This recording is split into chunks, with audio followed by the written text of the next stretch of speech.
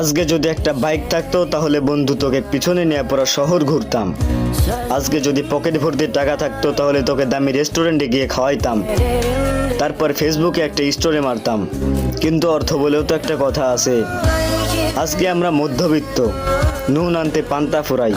তাই বলে এই দিন দিন না রে বন্ধু, আমাদেরও সময় আসবে। আমি চাইলেই আমি খারাপ পথ বেছে নিতে পারতাম, কিন্তু আমাদের ফ্যামিলি থেকে আমাদের সেই শিক্ষাটা দেয়নি।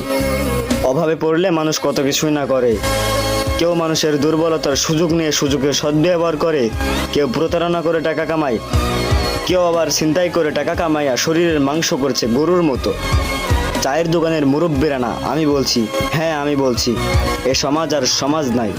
জিনা থেকে শুরু করে চুরি চামারি পর্যন্ত এ সমাজ আর সমাজ নাই।